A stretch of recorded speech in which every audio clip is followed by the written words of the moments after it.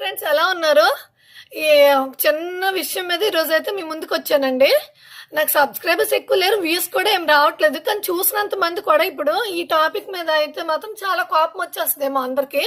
మా పిల్లలు బయట ఫుడ్స్ తింటారు, మా పిల్లలు ఫోన్స్ ఎక్కువగా చూస్తారు అంటుంటారు. అదే ఆ పిల్లలు ఫోన్ చూసేటప్పుడు వెళ్ళి లాక్కోవటం అవన్నీ చేస్తుంటారు.